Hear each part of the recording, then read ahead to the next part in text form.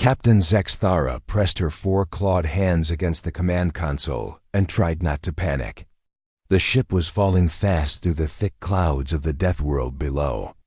Red warning lights flashed across every surface. The sound of tearing. Metal echoed through the halls. "Engine core is dead," called out Engineer Glorbix from across the bridge. His green tentacles danced over the repair controls. "No power to main thrusters.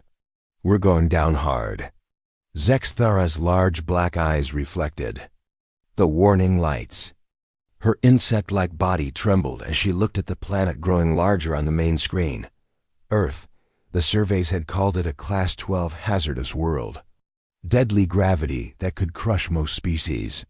Wild weather that changed without warning. And worst of all, massive predator creatures that ruled the surface. "How long until impact?" she asked. Her voice clicked and buzzed through her translator device. 2 minutes, said Communications Officer Scrix. The small reptilian alien scales turned pale yellow with fear. "Maybe 3 if we're lucky." Dr. Vexanali floated near the ceiling, her tentacled body curled into a tight ball. As the ship's scientist, she knew what lived on this world. "The dominant species down there are apex predators," she said quietly. "Bipedal hunters with forward-facing eyes and sharp teeth. They kill for sport. If we survive the crash, they will find us and eat us." The ship hit the atmosphere with a violent shake. Through the view screen, they could see mountains covered in green plants. Rivers of water snaked between tall peaks. It looked almost peaceful from up here, but Zexthara knew better. Every scan had shown this world was built for death. "Brace for impact," she shouted. The prudent wisdom slammed into a rocky slope and skidded down the mountainside. Trees snapped and broke as the ship carved a deep scar in the earth. Metal screamed against stone. Finally, with a last grinding crash, everything went quiet. Zexthara slowly opened her eyes. She was still alive. Around the bridge, her crew was picking themselves up from the floor. Sparks shot from broken control panels. The air smelled of burned metal and leaking fuel.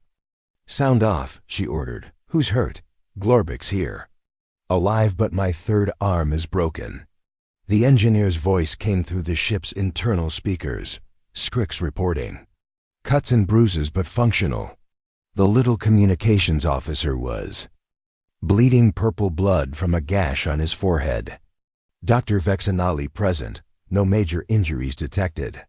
The scientist's tentacles were already reaching for her medical kit. Zexthara stood and walked to the cracked view screen. Outside, she could see they had crashed in a valley between 2 mountains. Tall trees surrounded them. The ship had torn a long path through the forest. Smoke rose from their engines. "How long before the predators find us?" she asked Dr. Vexanali. Checked her scanner, unknown. But the crash will have made noise, and the smoke will be visible for miles. If the apex predators are territorial, they will investigate. Scrix worked at his damaged console. "I'm picking up electromagnetic signals, radio waves. The predators have technology. They already know we're here." Fear filled the bridge like a cold fog. Everyone knew what happened when apex predators found crashed ships. The lucky crews died quickly. The unlucky ones were kept alive and tortured for entertainment. Hours passed. The crew tried to repair what they could, but the ship was too damaged to fly. They sealed the bridge and waited. Every sound from outside made them freeze. Every shadow on the view screen could be death approaching. Then they heard voices. "Hello?" The sound came from outside the ship. It was translated by their systems into something they could understand. "Is anyone in there? We saw the crash." You hurt?" Zexthara felt her blood turn to ice. The predators had found them. She looked at her crew. Scrix was shaking. Glorbix had gone very still. Dr. Vexanali was recording everything with her scanner. Even though she expected to die. The voice came again. It sounded young, female. and strangely concerned. "My name is Sarah. I'm a park ranger.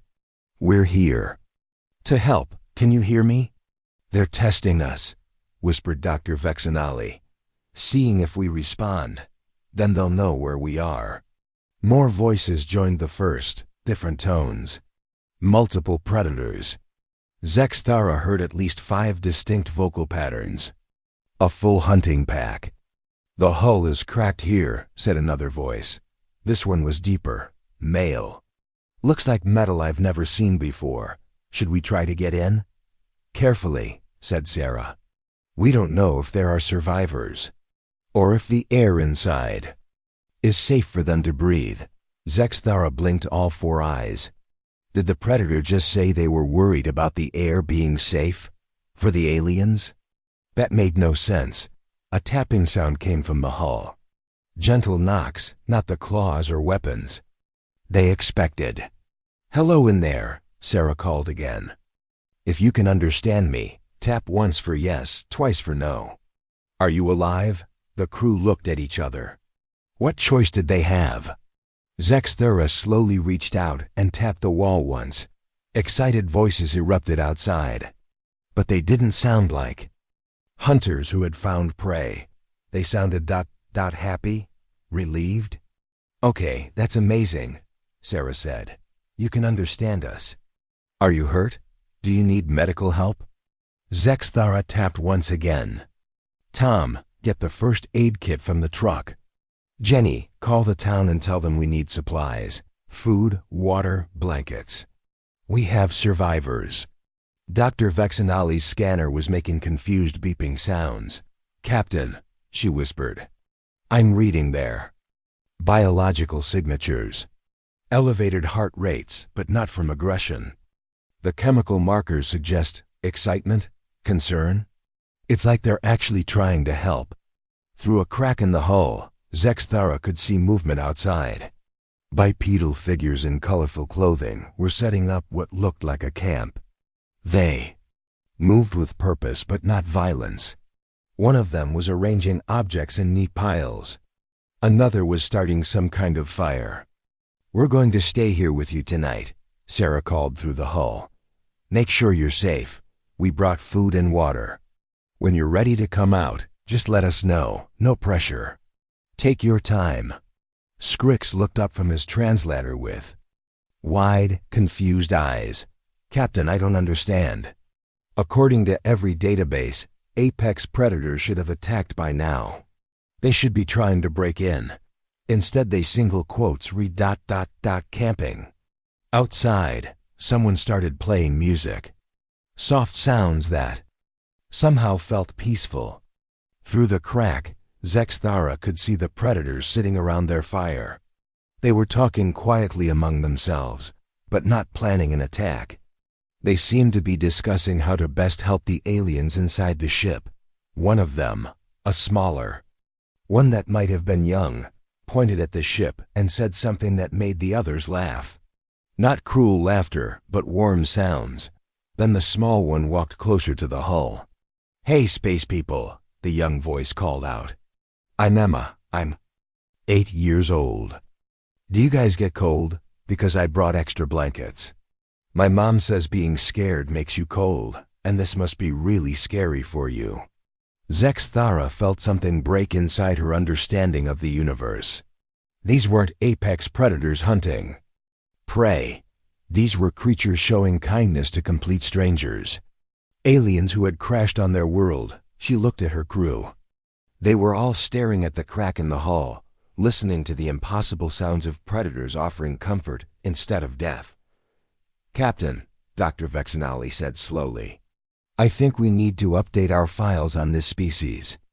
Outside, the fire crackled peacefully, and the humans settled in for a long night of keeping watch over beings they had never seen before, but had immediately decided to protect.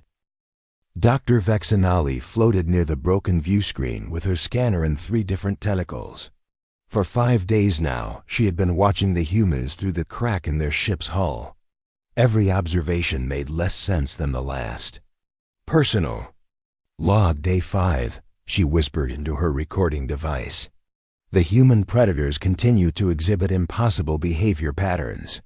Subject Sarah has returned every morning with liquid sustenance she calls coffee. She claims it will help us feel better. No known apex predator shares food with potential prey. Through the crack, she watched Sarah arrange items outside their ship. The human had brought a small folding table and was setting out containers of food. Her movements were careful and gentle, like she was trying not to scare the aliens inside.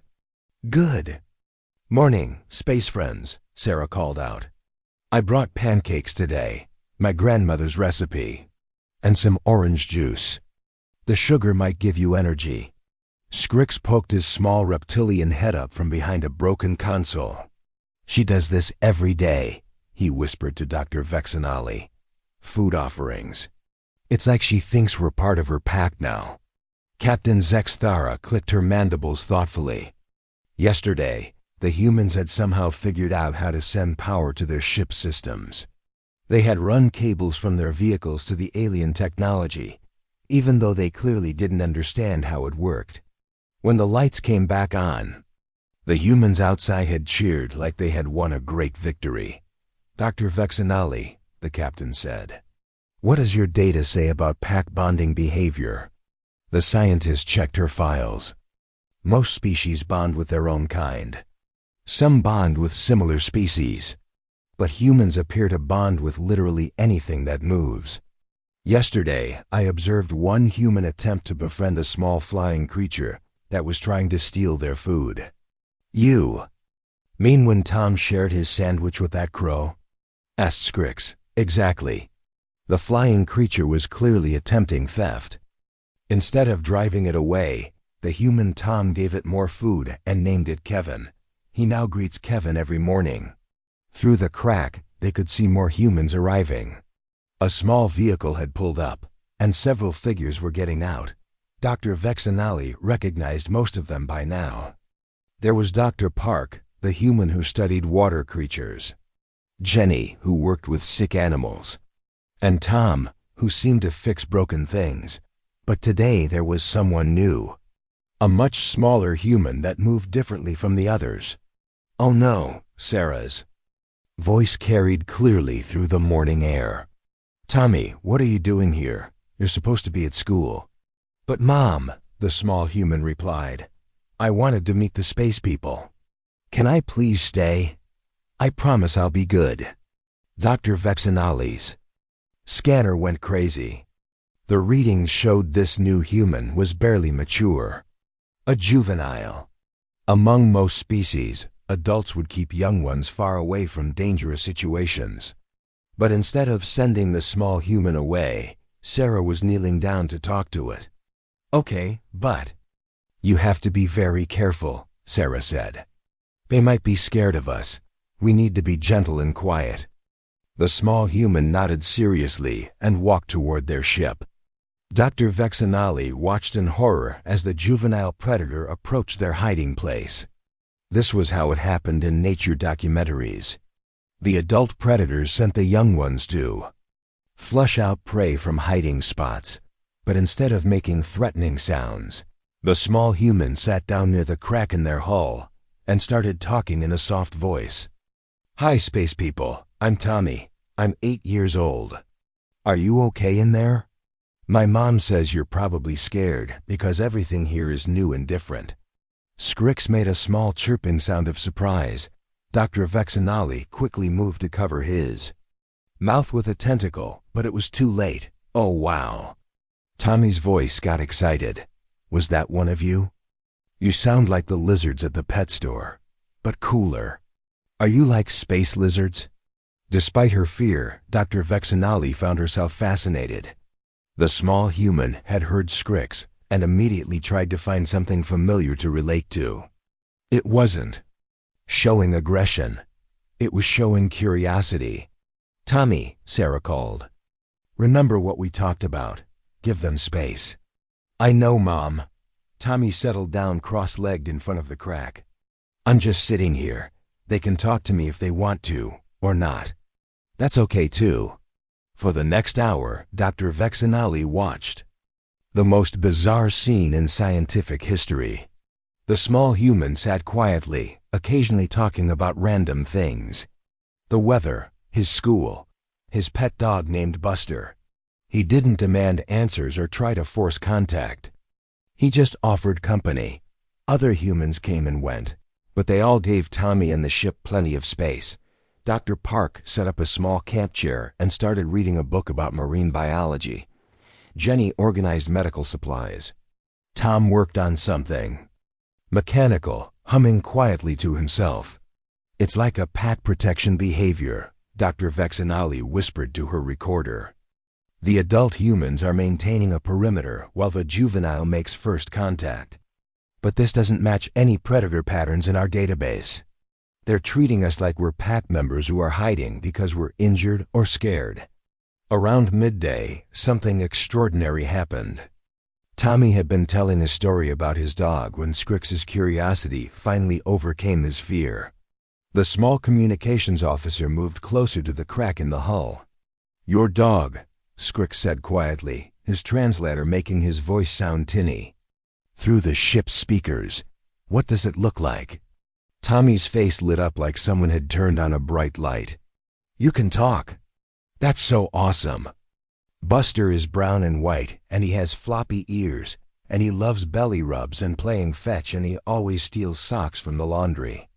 Dr. Vexanali noted that the human juvenile showed no fear at hearing an alien voice. Instead, it immediately began sharing more information, as if Scrix was now a trusted friend. "What's a belly rub?" Scrix asked. Tommy giggled. "It's when you pet someone's tummy and they get really happy and relaxed. Buster flops over on his back when he wants belly rubs." "Do space lizards like belly rubs?" Through her scanner, Dr. Vexanali watched Scrix's vital signs. The small alien was actually relaxing. The human juvenile's voice had a calming effect that defied explanation. "I don't know," Scrix admitted. "I've never had one." "Well, if you ever come out, I could show you, but only if you want to. Mom says consent is important." Dr. Vexanali's scanner nearly overloaded. A predator species that taught their young about consent? That prioritized the comfort of potential prey over their own desires? As the day continued, more humans arrived. Each one was introduced by Tommy, who had apparently appointed himself as the official welcomer. There was Mrs. Chun, who brought homemade cookies. Dr. Williams, who was an expert in linguistics and wanted to help improve their translation systems. Even the local sheriff stopped by, not to investigate a crash, but to make sure the aliens had everything they needed by evening. Dr. Vexanali had filled 3 data storage units with observations that contradicted everything they knew about apex predators. The humans had essentially adopted them sight unseen. They brought food, medical supplies, entertainment, and most importantly, companionship. "Captain," she said as the sun started to set, "I need to revise my report to the Galactic Council. These aren't typical predators. I'm not sure what they are." Through the crack, they could see the humans setting up their evening camp. Tommy was showing his mother a drawing he had made of what he thought the space people might look like. The other humans were discussing how to make the aliens more comfortable. "Maybe we should try coming out tomorrow," Scrix said quietly. "They seem nice."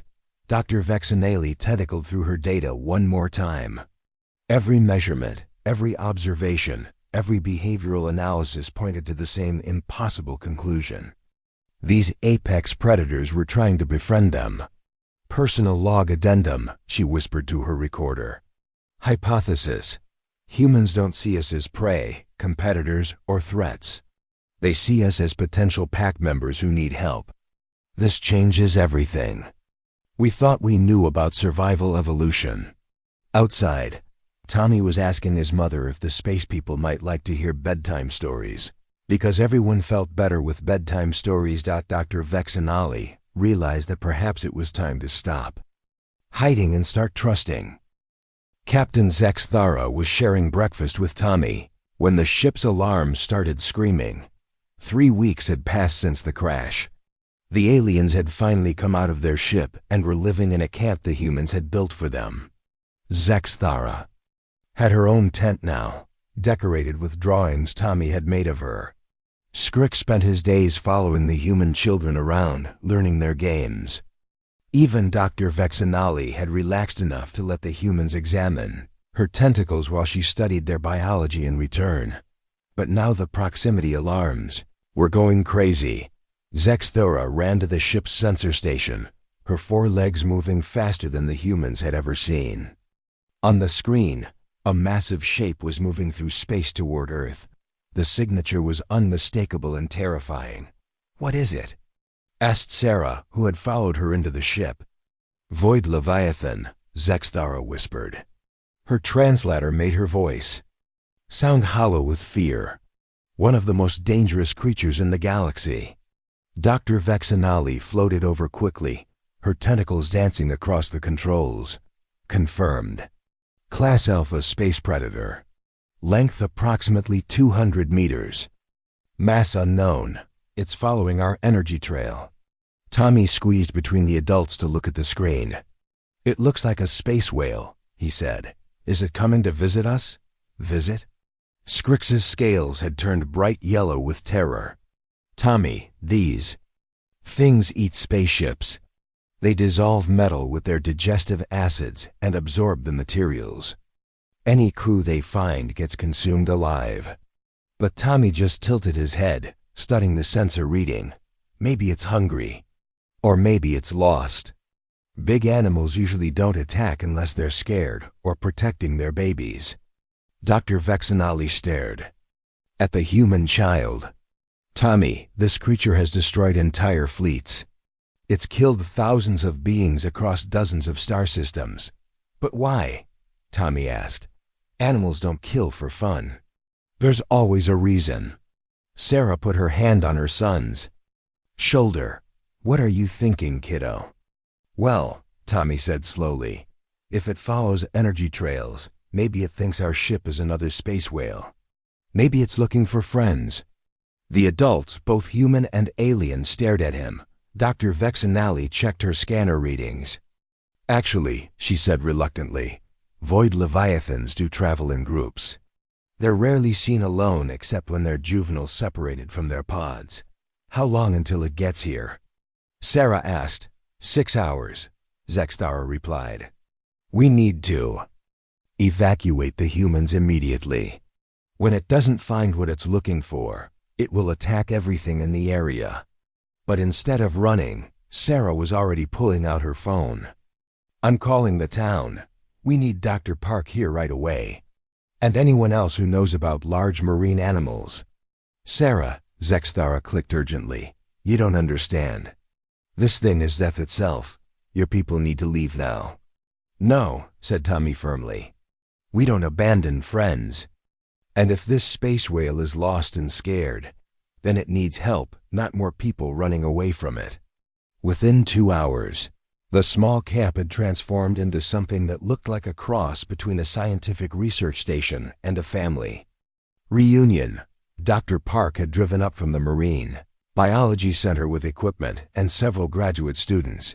Mrs. Chun had organized a food drive, because even space monsters probably get hungry. The local fire department had come with emergency equipment, and somehow word had spread enough that news vans were being turned away at roadblocks.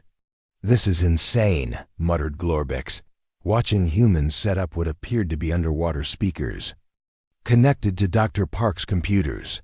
"They're preparing to communicate with a creature that could swallow their entire town." "Look at their behavior patterns," Dr. Vexanali said, scanning the humans with growing fascination. "Elevated stress hormones, yes, but also excitement markers. They're treating this like a rescue operation, not a disaster."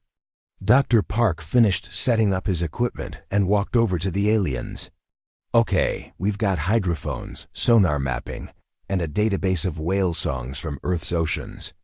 If this thing really is like a space whale, maybe we can figure out how to talk to it."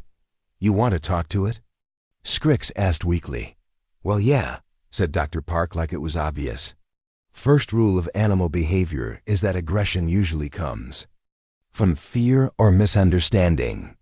If we can establish communication, we might be able to figure out what it needs.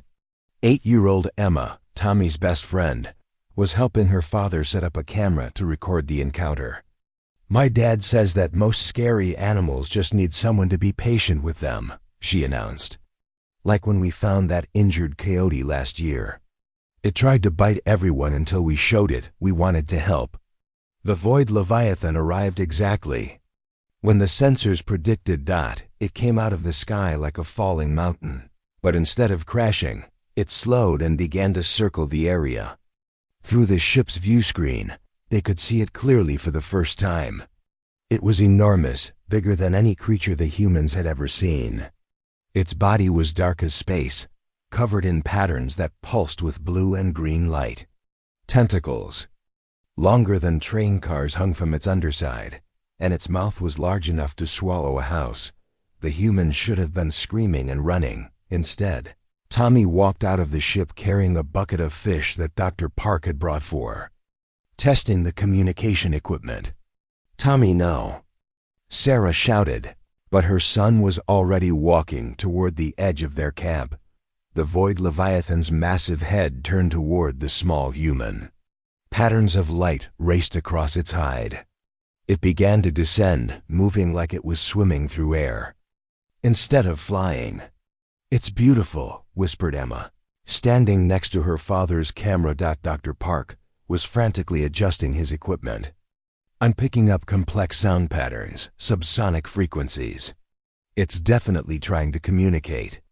The creature settled onto the ground with surprising gentleness for something so large. Its bioluminescent patterns continued to pulse, and it made sounds like whale songs, but deeper, more complex. Tommy stopped about 20 feet away and sat down on the ground.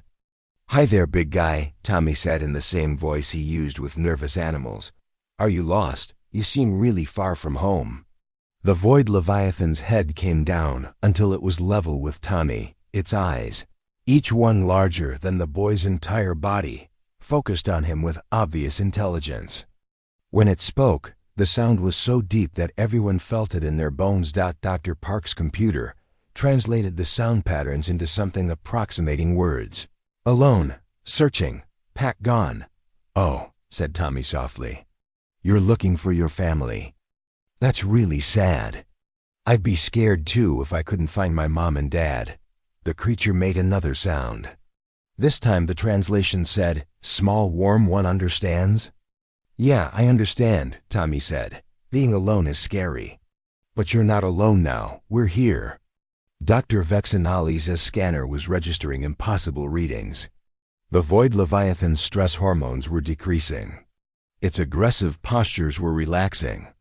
A creature that had terrorized the galaxy for millennia was calming down because an 8-year-old human was talking to it like it was a lost puppy. "I don't believe what I'm seeing," Dr. Vexanali whispered. Sarah had moved closer, ready to grab her son if needed. But she was also watching the creature with the same expression she used when she found injured animals in the park. "He's just a baby, isn't he?" she said quietly. "Lost and scared and looking for his pod." The Void Leviathan made a sound that the computer couldn't translate, but somehow everyone understood it anyway. It was the sound of loneliness, of a young creature that had been wandering space looking for its family. Emma walked up to stand next to Tommy. "Do you want to stay with us until we can help you find your mom and dad?" she asked. The creature's bioluminescent patterns shifted to softer colors. It lowered its massive head until it was almost touching the ground near the children. "I think that's a yes," Tommy said with a grin. Then he looked back at all the adults, both human and alien, who were staring in shock. "We're going to need more fish."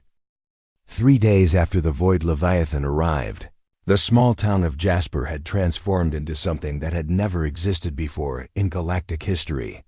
A human-alien cosmic monster friendship camp. The creature, which the children had named Cosmos, was lying peacefully next to the lake. Its massive body created a small hill covered in shifting patterns of blue and green light. Every few hours, It would make the deep whale song sounds that Dr. Park's computers translated into words of loneliness and gratitude. Dr. Vexanali floated near Cosmos's head, scanning the creature with equipment the humans had helped her set up.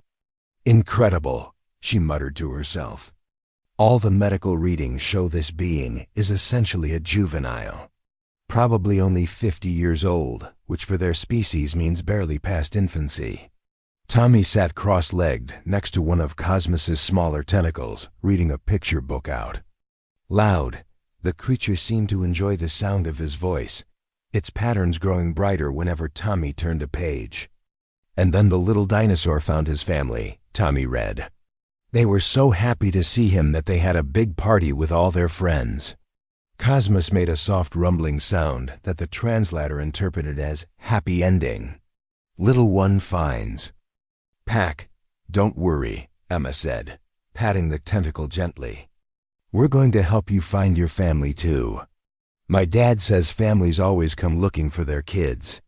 Sarah walked over with a radio in her hand. Tommy, Dr. Park wants to show you something. They think they found something important. The children followed Sarah to where Dr. Park had set up his main research station. Computer screens showed wave patterns and frequency charts that looked like colorful mountains. Look at this, Dr. Park said excitedly. I've been analyzing Cosmos's vocalizations, and I found something amazing. About 30% of his calls aren't random. They're specific patterns that repeat every few hours. What does that mean? Asked Emma. It means he's calling for help. But not just any help. These are family calls. Like how baby whales call for their mothers. He's been broadcasting his location to his pod across space. Tommy looked back at Cosmos, who was now surrounded by a group of local teenagers who were playing guitar music for him. The massive creature seemed to enjoy the vibrations, swaying gently to the rhythm. So his mom and dad might be looking for him too? Tommy asked. Exactly. And if they are, they should be able to hear these calls from pretty far away in space. Dr. Vexanali joined the group, her tentacles carrying several data tablets. I've been studying Cosmos's biology. He's definitely a juvenile, and his stress markers have dropped by 90% since he arrived. The human interaction is having a measurable healing effect. Healing effect? Sarah asked. Void leviathans are social creatures. Prolonged isolation causes physical and mental damage. But since Cosmos started interacting with your people, his health indicators have improved dramatically. You're essentially giving him therapy. That evening, the entire town came together for what Mrs. Chun had organized as a welcome Cosmos party. Tables were set up around the lakeshore with food from every family in town. Someone had strung lights between the trees that cast dancing shadows on Cosmos's hide. The local band was playing soft music that made the creature's patterns pulse. In time with the beat, Joseph Burwalker, the tribal elder, stood near Cosmos's head with a group of children gathered around him.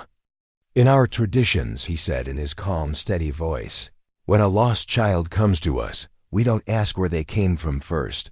We ask what they need to feel safe. 6-year-old Lucy had been quiet most of the evening, but now she walked up to Cosmos with her stuffed dinosaur clutched in her arms. The massive creature lowered his head to look at her with one enormous eye. Are you sad? She asked in her small voice. Do you miss your mommy and daddy? Cosmos made a soft sound that needed no translation. Everyone could hear the sadness in it. When I'm sad, my mommy gives me hugs, Lucy said. But you're too big for hugs. Do you want belly rubs instead? Belly rubs make everything better. The adults held their breath as Lucy reached out her tiny hand toward the creature's massive head. Cosmos very gently moved closer, until the little girl's hand was resting on what might have been his forehead. You're warm, Lucy said with wonder. And you feel like my cat when he purrs. She began to pet Cosmos's head with small, gentle strokes. The creature's patterns shifted to soft gold and pink colors that no one had seen before. His deep rumbling sound filled the air, but this time it sounded like contentment. "I think he likes belly rubs," Lucy announced proudly. Captain Zexthara watched from her chair nearby, her 4 eyes wide with amazement. In all her years traveling the galaxy, she had never seen anything like this. A creature that could destroy star fleets was being comforted by a human child who offered the same kindness she would give to any hurt animal. Dr. Park suddenly looked up from his equipment with excitement. "I'm picking up something on the long range sensors, multiple large signatures approaching from deep space." Everyone turned to look at him. "How many?" asked Sarah. 3, moving fast. They should be here in about 6 hours. Cosmos's head lifted, and his patterns began flashing in rapid sequences. The sounds he made were different now, more urgent and excited. "He knows," said Dr. Vexanali, checking her scanners. "His family is coming." The humans immediately went into action, but not the kind of action the aliens expected. Instead of preparing defenses or evacuation plans, they started organizing a welcome party. "We'll need more food," said Mrs. Chen, already making lists on her phone. "If Cosmos's family is as big as he is, they're going to be hungry." "I'll call the other towns," said Sarah. "We might need help setting up accommodations for multiple space whales." Tommy looked worried. "What if they don't like us? What if they think we hurt Cosmos?" Joseph Burwalker smiled and put his hand on Tommy's shoulder. "Child, any parent who sees how well you've cared for their lost baby will know you have good hearts. Love recognizes love." Dr. Vexanali was frantically taking notes. "This is unprecedented. They're preparing to welcome multiple void leviathans like they're hosting relatives for dinner." "Because that's exactly what they're doing," said Scrix, who had been watching the humans with growing understanding. "To them, Cosmos is family now. And that makes his family their family too." As the night went on, more people arrived from neighboring towns. They brought camping equipment, food, and, most importantly, musical instruments. Someone had figured out that Cosmos responded well to music, especially the deeper instruments like bass guitars and drums. Lucy had fallen asleep curled up against Cosmos's head, her stuffed dinosaur tucked under one arm. The massive creature had positioned himself so carefully that she was perfectly safe and comfortable. "You know," said Emma, looking up at the stars, "this is going to be the best week ever. We're going to meet a whole family of space whales." Dr. Vexanali made one final note in her research log. Observation Day 26. The humans have successfully adopted a void leviathan and are now preparing to adopt his entire family. This changes everything we thought we knew about first contact protocols. The human approach appears to be superior to all established methods. Note: investigate what they mean by belly rubs for official report. Above them, 3 points of light grew brighter among the stars, carrying parents who had been searching the galaxy for their lost child. 6 months later, Captain Zexthara stood on the observation deck of the new Interspecies Cultural Exchange Center and watched something that would have been impossible before humans entered the galaxy. Below her, in the same valley where their ship had crashed, hundreds of beings from dozens of different worlds were gathered for the first official First Contact Summit. But this wasn't happening in some sterile conference room on a space station. It was happening in a park with picnic tables and campfires and a lake where 3 adult void leviathans floated peacefully while alien children played on their backs. "Captain's log, supplemental," she spoke into her recorder. "The Galactic Council has officially adopted what they are calling the Human Protocol for all future first contact situations. The results have been extraordinary." Through the valley, she could see impossible sights that made her mandibles click with amazement. A group of crystalline beings from the Andromeda sector were learning to play something called Frisbee with human teenagers. Near the lake, tentacled creatures from the deep void were having what appeared to be a singing contest with a human choir. The sounds were beautiful, even though no species should have been able to harmonize with any other. Tommy, now 9 years old and wearing an official badge that read Chief Belly Rub Specialist for Interstellar Relations, was giving a presentation to a council of the galaxy's most advanced civilizations. His PowerPoint slides were simple but effective. Step 1, Tommy read from his tablet. Say hi and introduce yourself. Being polite is important. The assembled delegates, representing species that had conquered star systems and built technologies beyond imagination, took careful notes. Step 2. Ask if they're okay and if they need help. Everyone feels better when someone cares about them. A tall being made of what looked like living metal raised a hand. What if the new species appears threatening or dangerous? Then they're probably scared, Tommy answered without hesitation. Scared things act mean to protect themselves. If you show them you're friendly, they usually stop being scared. Step 3, he continued. Offer food or water or whatever they might need. Sharing food makes everyone friends faster. Dr. Vexanali, now the galaxy's leading expert on human emotional intelligence theory, was recording everything. Her research had been downloaded by every major civilization. Universities across 100 worlds were teaching courses on pack bonding behavior and its applications to diplomacy. Step 4, Tommy said with a grin. If appropriate, offer belly rubs or other comfort gestures, but always ask first. Consent is super important. Emma, now his co-presenter, held up a chart showing successful first contact statistics. Before the human protocol, first contact situations had a 60% chance of conflict. After implementing human methods, that number dropped to less than 5%.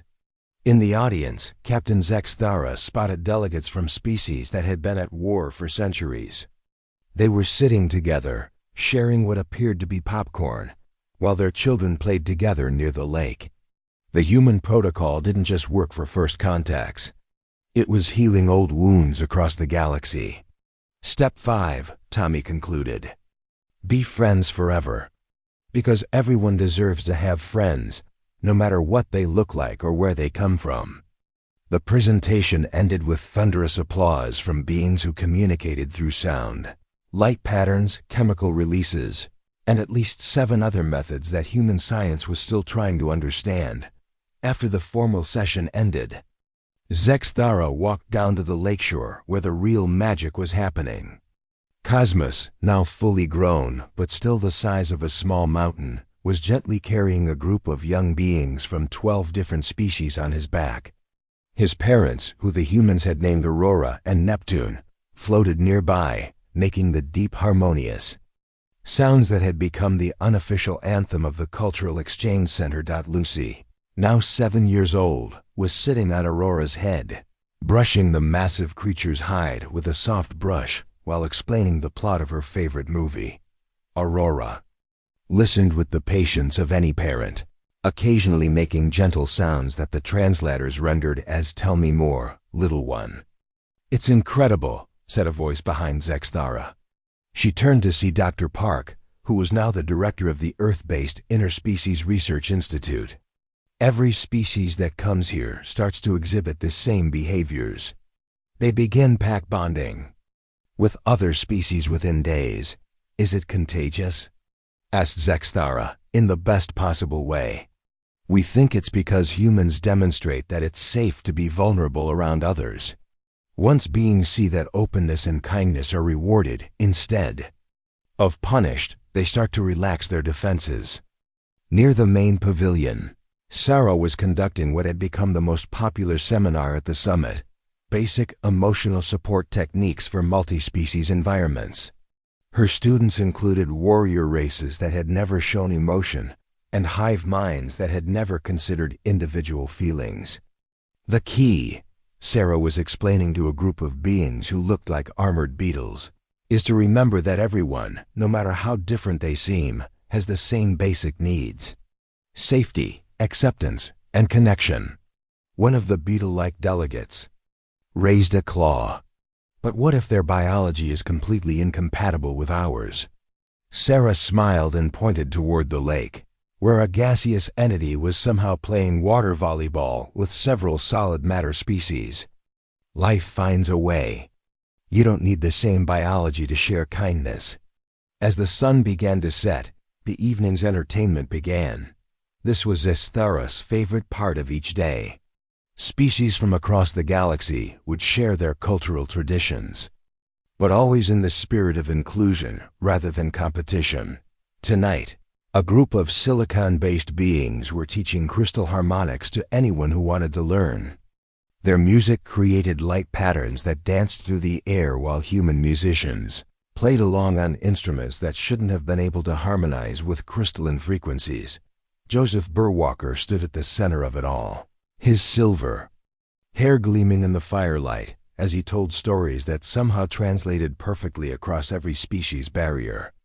Tonight's story was about a lost child who was found by a village that wasn't his own, and how that village became his home. And so, Joseph concluded, the child learned that family isn't about sharing the same blood or the same world. Family is about sharing the same heart. Cosmos made a sound of agreement that resonated through the water and up into the hills. All around the valley, beings who had never met before today were settling in for the night together, some under the stars, others in the comfortable shelters the humans had built to accommodate every type of biology they'd encountered. Dr. Vexenali floated over to where Zexthara was standing. Captain, I've just received word from the Galactic Council.